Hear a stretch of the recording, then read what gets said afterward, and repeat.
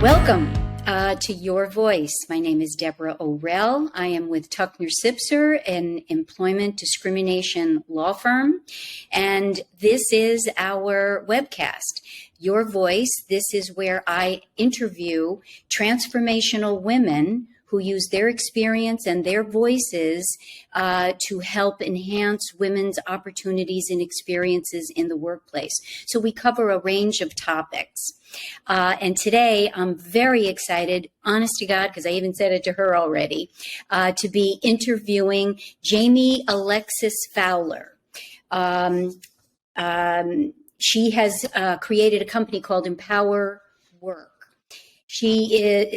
Jaime-Alexis is transforming the way we build workplaces so that people thrive. She is the founder and executive director of Empower Work, a national nonprofit on a mission to build healthy, equitable workplaces. Wouldn't we all love that? This is why I'm so excited about this.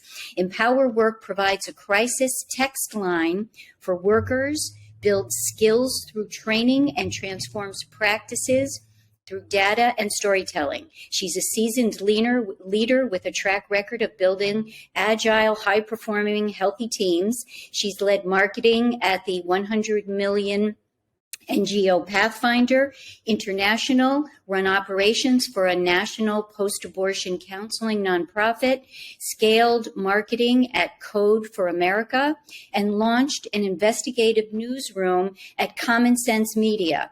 Her work has been featured in NPR, TechCrunch, Slate, Fast Company, and Forbes. Jaime-Alexis was New Leaders Council Fellow and frequently speaks and writes about building collaborative healthy teams, career pathways, and pivots, social entrepreneurship, and the future of work. She's a graduate of Vassar with an MA from the London School of Economics. Wow, that is really impressive. Aren't you exhausted just listening to all you've done? So welcome, and thank you so much for being with us today. I'm very excited to speak about your company. So why don't we start first with a little bit of your background, like what brought you to creating this company? Thanks for that. Well, I started Empower Work really because I had been in situations myself where I'd been struggling at work or facing really toxic or adverse moments, and decided early in my career that I wanted to make sure that that didn't happen to others. And so very early in my career, I dedicated myself to, being the best manager that I could be, really thinking about how to step into leadership at in different ways and support people. And through that, I kind of became the person that people would go to with work challenges, I was like, and that was something that meant a lot to me because it was a way that I could pay it forward in a way and talk through situations with people. A few years ago, I was connected with someone who had leveraged the heck out of their LinkedIn network. They were really struggling in the situation they were experiencing. They were a really small startup. They were first in their family to go to college and first in their family to ever work in the tech industry. And they were facing a combination of really awful things and didn't know what to do. And through that sort of community outreach, they landed with me. We had a conversation one night, and I realized at the end of it, I took a deep breath and I was like, oh my gosh, here she was, this new graduate who was terrified she was going to, lose her job, that maybe this pathway in tech that she had dreamed of was going to be put off course. She was struggling with student loans. And, her mom who worked in agriculture was like, I don't know how to help navigate what's going on. And so we talked through the situation, but I left feeling like she needed more resources and more resources that were in closer proximity to what she was experiencing. By the time we connected, it was weeks after a lot of the main events had occurred. And though she was still working through things, I think she would have really benefited from having something that was much more immediate. And so after that conversation, I thought, I need to have something in my back pocket when I have these types of conversations where people need more resources. And I was familiar with the range of internal resources available for folks, whether it's employee assistance programs or warm lines or, internal mentoring, internal supports. But I was thinking there must be some sort of external resource that people could turn to that's not legal, because as we know, although the legal protections are really important, so much of what people experience, unfortunately, is vastly unfair and awful and can have significant consequences for them, but is not necessarily unlawful, unfortunately. And so I started Googling around, and after hours of Googling, I realized there wasn't something. And that led me on the path of, well, why isn't there an external resource? What has been tried in the past? Why isn't there something? And fundamentally what it came down to is that, and I think this makes sense when you look at like our larger economic situation across the United States, that there are resources that have been built for companies and individuals who have the means and willingness to pay. And for the vast majority of Americans, they're left in situations where, the majority of Americans work in small workplaces. Those employers barely even have HR, much less internal resources. And there's not for an external resource. And so that has created this huge inequity where folks who are working in places that have those are getting more and more. They're getting coaching programs, they're getting mental health support, and that's amazing. So I don't want to take away from that. I think it's phenomenal. And we also have to make sure that workers, the 40 million Americans who are working in fewer than 100 employee organizations, also have resources and support. And so that's why I started Empower Work, to address these vast inequities that add up. We promise as a country that you have the opportunity to grow and thrive if you have a job and you work hard. There's this promise that we put out there, but we're not fulfilling that promise on a variety of levels. And it's really challenging for those who have sort of the least power and the fewest resources.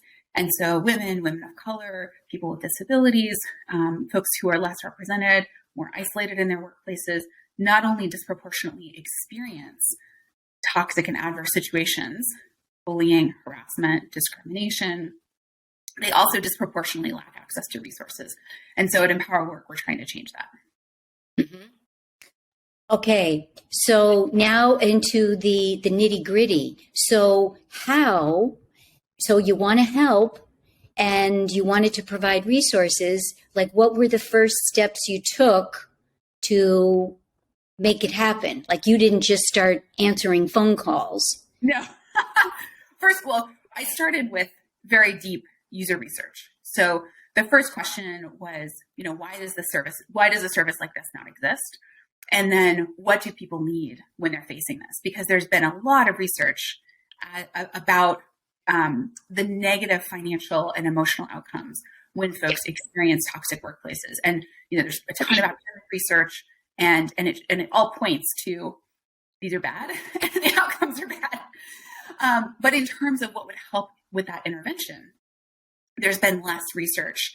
And so we started first with people who'd experienced really challenging work situations, understanding what were those situations, what did they experience during that, so we started with deep research to understand what was going on with folks who were experiencing toxic work challenges, who was involved in those situations, what did they do when they were facing those, and what were the outcomes from that.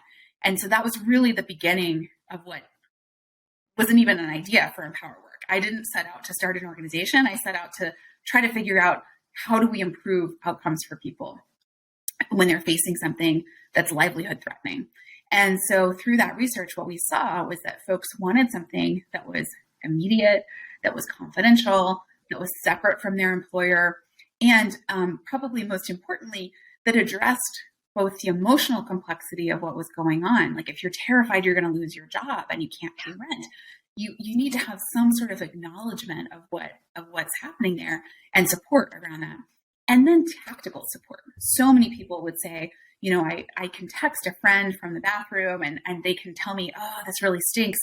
But then they don't know necessarily what options might be available or be able to brainstorm, steps that I could take. And so we built Empower Work in direct response to this user feedback. And then we tested it, and we've done that over and over again over the past few years. And so what we see is people have incredible positive outcomes, both in terms of improved mental health and improved financial security. So we built a text line with volunteer peer counselors who respond to the questions that come in. So people will reach out saying, I'm a mom of 3. I just lost my job. I'm terrified I'm going to lose everything. And they're able to connect in seamlessly using technology. Volunteer peer counselors go through robust training to be able to provide support, to listen deeply, acknowledge what's going on, dig in on the emotional complexities, and then also talk through the tactical components. So in this case, for example, the woman who lost her job had been told by multiple friends that she didn't qualify for unemployment because she was a contract worker. Well, during COVID, when this had happened, the CARES Act had actually expanded access to unemployment. And so the volunteer was able to talk her through resources that were available. She signed up for unemployment during the text conversation. And there was just like this huge weight lifted, of like, oh my gosh, maybe I'm not going to lose the roof over my head. Maybe I am going to be able to feed my kids. And then to be able to talk through the job search. So by the time she had connected with us, she'd already applied for like 30 jobs, and she was just throwing her resume at anything possible. And through the conversation with the volunteer, she was able to really have the space to think through, what does she want to do? What's she qualified for? To more efficiently and effectively target her job search so that she would potentially land with something that worked best for her. And so at the end of the conversation, she said, oh my gosh, you brought light where I only saw darkness. Right. So that's really, it's hard to imagine that in a 90-minute text conversation, it doesn't change everything. There are huge systemic barriers and elements at play to the situations that people experience. However, what it does change is someone's able to walk away feeling a sense of agency, feeling a sense of control, feeling a sense of options where it may have felt like there's nothing I can do. There's suddenly a sense of, I hadn't considered X, Y, or Z. And let me think about that a little bit, or let me pursue that. And the space to practice what that looks like. So for example, if we had a restaurant worker who was seeing a colleague experience harassment, they were not experiencing it themselves, but they wanted to intervene in the situation. They weren't sure what to do. They were also interested in asking for a promotion. And so this was kind of coming into conflict because they had their own sort of career goals, but they also wanted to speak up on this situation. And through a conversation with a peer counselor, they were able to sort of weigh what was really important to them, think through options, practice the conversation that they were going to have with their manager. And so they came back a few months later and said, oh my gosh, you won't believe what happened. They raised this issue with their manager. The restaurant owner changed the policies, fired the person who was harassing the other employee, changed the harassment policies and practices around that. And the person got the job promotion that they were looking for. Wow. Having that space to really be able to I don't know if battle is the wrong word, but grapple with the situation that's at hand can really fundamentally transform the next steps and opportunities that happen for that person. Wow. And for the mentors too, just because I know I do, intakes all day long here, and I know what it feels like to change somebody's life in 10 minutes, like with one little piece of information. So the mentors, I can appreciate how rewarding the feeling must be when you're actually able to help somebody. So let's cover off, since I just started on that. Mentors, how do you get people signed up for this? How do they, what's that process? Well, first of all, I'll say anyone who's interested in volunteering, we always welcome volunteers and are thrilled. And as you were saying, it's transformational for the volunteers. People can see in real time the difference that they're making in someone's life. And that's really powerful. We had someone during a conversation, a person who had texted in said to their volunteer, are you a fairy godmother for work? And the volunteer said, no. And they said, no, you are. And the volunteer said, oh, you make me feel like one. So there is this, even in the midst of a really dark moment, the people who connect in on our text line understand that who they're speaking to is, one, a real person, and two, someone who's volunteering, and they're often so appreciative of that. But in terms of volunteering, we welcome folks, across the country. We even have volunteers who are connecting in outside of the United States, who might, be working in remote places around the world, but care deeply about workplaces here in the United States. It's their home, and so they want to give back and contribute. And so people sign up and go through our training. It's a really phenomenal training program where you build skills that are not just usable in the text line, but you also use in life, at work. And so, we had a volunteer recently who said, my wife and kids, thank you for helping me ask better questions and listen. Right. And listen better. Exactly. We had a volunteer a few years ago who had such a great experience, and she was raving about it to her partner, and then her partner signed up to be a volunteer too. And so, we see a lot of people sign up word of mouth. Like someone will start volunteering from a particular company, and then they'll share with their employee volunteering channel, and then folks will jump in. And so the training is really amazing, professionally, personally. Then you sign up to do what we call shifts each week. And so, kind of, hey, this is when I can tap in and do my 2 hours each week and respond to conversations. And we ask for about a 6-month commitment around that. And what we find is that overwhelmingly volunteers have such a great experience that the average tenure is over a year. Yeah. Which is really amazing. And so for anyone who's interested in both building professional skills and giving back and doing it from a place of comfort, you could do it on your couch, you could do it in your PJs. Right. It's a really flexible way to give back. And we have a great community of volunteers as well. So there's that sense of really connecting in with people who care about this too. And sometimes that's people who, want to become career coaches, or they may want to become executive coaches. They want to build skills in that. For some, it's, people who want to grow their managerial skills.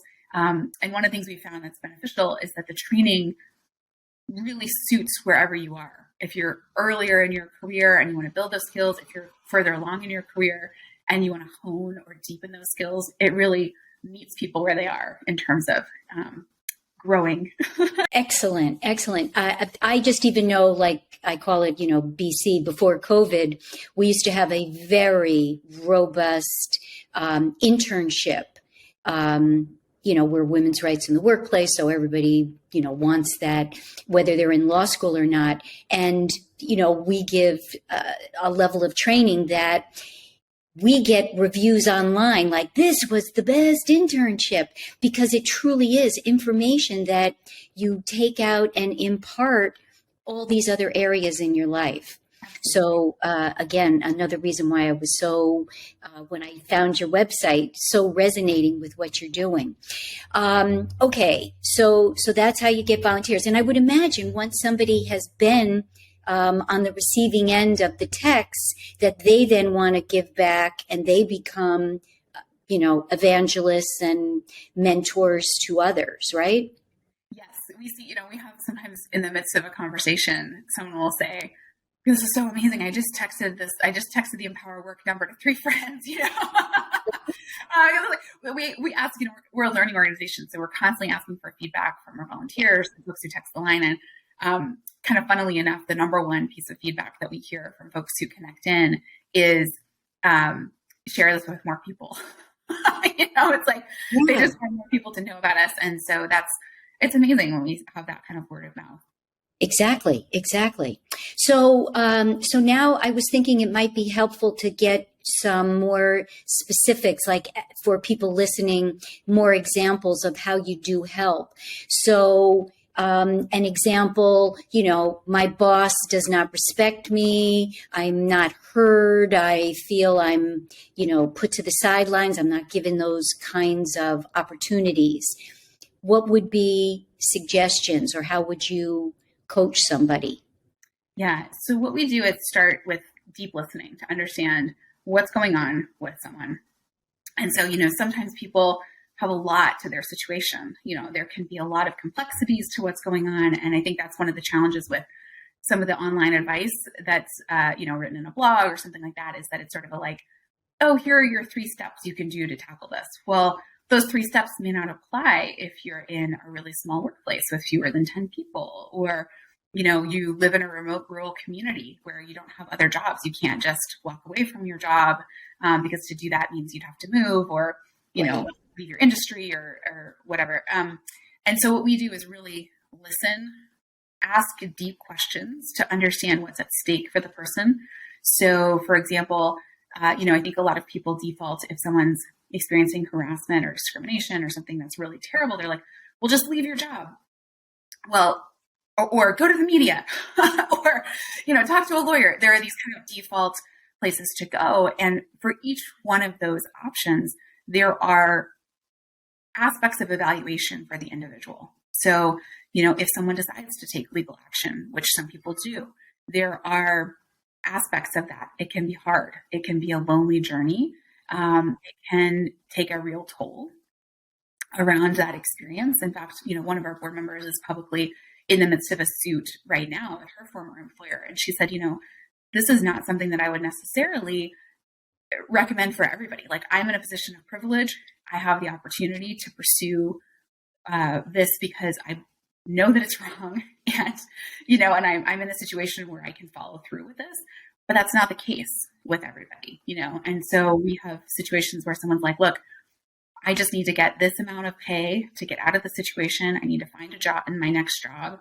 And, in the midst of that, I need to be able to come home at night and give my daughter a hug and not be stressed and crying about it, And so the volunteers are trained to really ask questions and dig into what's happening for each person.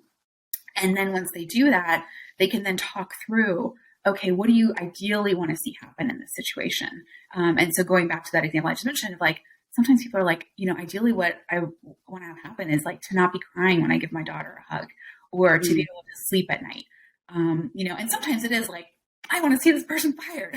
Or I want to, and each person's different, and then there's also what can someone control in that situation? They may be able to control their emotional response and how they show up for their kids or how they come home at night, to some extent. They're likely not going to be able to control whether or not a company decides to terminate someone. Can they influence that, or can they take action to stand up for what they value? Absolutely. But ultimately, there are certain decisions that are just out of each of our control, Right. Right. And so I think the piece around, a lot of times people ask like, well, what would you do? Or what would you advise someone? And our model is really premised on, before we ever get to that point, you have to really understand what's going on with someone and the risks they're willing to take or open to taking, what they want to see happen, and really like what's at stake for them. Exactly.